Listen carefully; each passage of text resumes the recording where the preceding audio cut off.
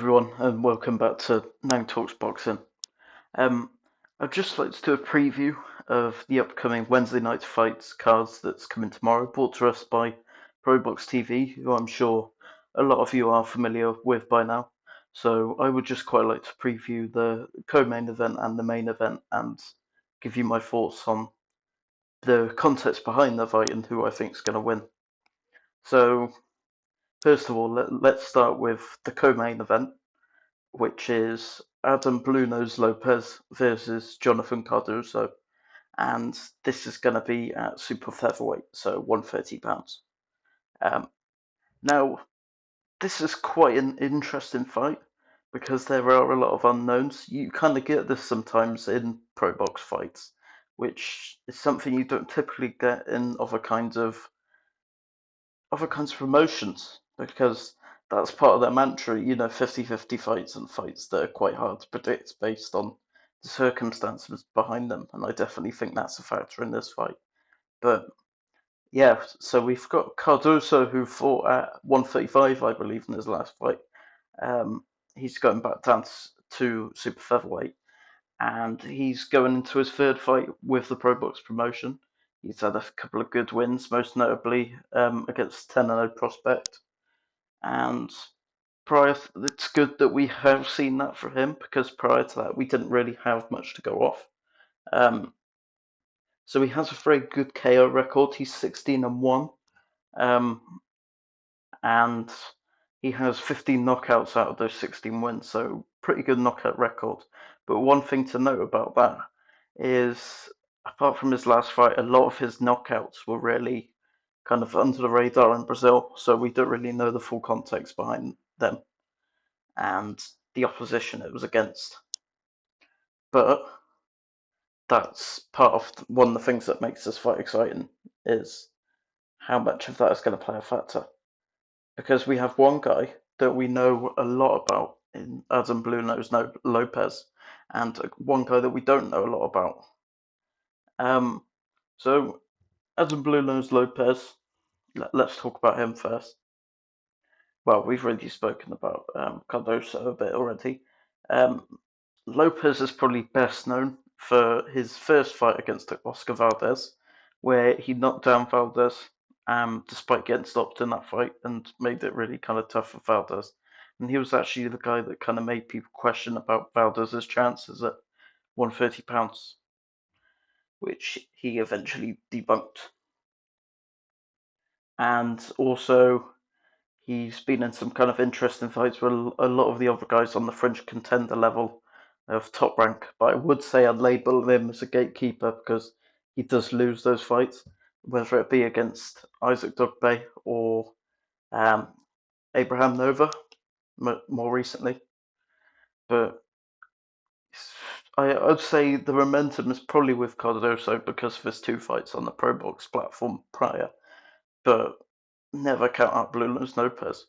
And yeah, this is a really hard one to predict because you've got two polar opposites. I'm going to go with Jonathan Cardoso, but I don't think he's going to get knockouts despite his record. I think it's going to go to a decision, and I think it's going to be a competitive decision, and I think it's going to be a good fight as well. And like always, I think Jonathan Lopez is going to give a good showing, but I just don't think it's going to be enough to get the victory in this fight. But I am quite a fan of Adam Lopez, so I hope he gets it done. And then, going to the main event. Now, I'm not going to lie, I'm probably not as hyped for this main event as I have been for a lot of our Pro Box ones. I mean, the last one was absolutely fire with Sergey Lipinets and Robbie Davies Jr. But let's talk about this main event a bit, because there's probably a lot to talk about. So first of all, we got Artur Jukembayev. He's going to be the fresher man in this fight. He's had 23 fights, and he's 33 years old. So compared to Ivan Redkach, who's had 31 fights, but he is 38 years old. So I think that's going to play a factor in the fight. if we compare the last kind of records, Jukembayev is 5-1 in his last 6 fights.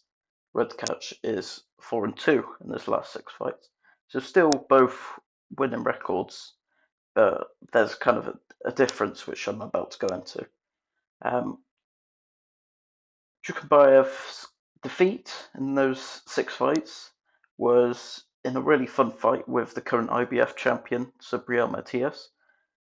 He gave a fairly decent showing in that fight. In his PROBOX debut, he had a tough fight with the awkward Argentinian Hugo Alberto Rodon. That was quite an enjoyable fight for different reasons people would expect. I remember watching that fight. Hugo Alberto Rodon gave him fits a lot of the fight and put him on the mat, on the canvas. But Jukembayev pulled through with the victory. And then last time out, he had a lot less drama against Mohamed Mamoun, who was a potential banana skin, but Jukembayev showed some maturity and handled him really well and got the decision in that fight. So he's coming in with a momentum in this fight, similar to our co-main event, where you have a guy. Well, I'd say Jukembayev's more proven than Cardoso. We've seen him in with a good operator. But yeah, similar situation. And then if we compare him to Redkach, yeah, obviously in his last 6 fights he's gone 4-2, like I said, but he's been a lot less active. So for context, the first of those 2 losses was against Danny Garcia, which he didn't do too bad in. He took a couple of rounds off Garcia, probably did better than a lot of people were expecting him to do. But here's the thing about that fight. That fight was back in 2020, and it was when Redkach had momentum himself after coming off a win over former 2 division world champion Devon Alexander. So it's a very different situation from then till now. So that's something to bear in mind. So I don't think we're going to see that form of him in this fight. I think if we're looking for what to expect of him, it's probably going to be closer to his fight with Regis Prograis in 2021, which it was quite a terrible showing, in all honesty. It wasn't great. But I suggest anyone that hasn't seen the ending to that fight have a watch of it, because yeah, it wasn't a great watch. But I mean, I've given you my thoughts, but depending on what type of version of Ivan Redkach we can see, it could be a somewhat competitive fight, and it could be an entertaining fight. But I think it's a poor time due to his age and lack of momentum. I mean, he's coming off a win, but it's a fairly nondescript win. It's if you compare his win to the wins of Jukembayev, it's very different quality. And the last thing to mention, probably about this fight, is both men are southpaw as of standard, so that could be interesting. That's one of the only things that could favour Redkach, because he is more used to facing southpaws, especially recently.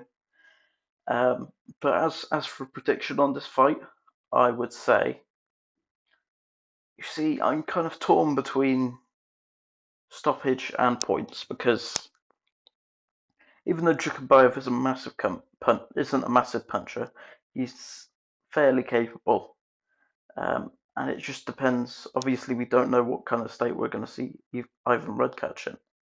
But I'm going to say Jukembayev on points,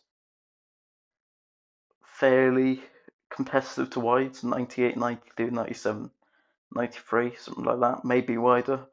But I wouldn't be surprised if he gets the stoppage, because, like I said, we don't know what version of Ivan Redkach we're going to see.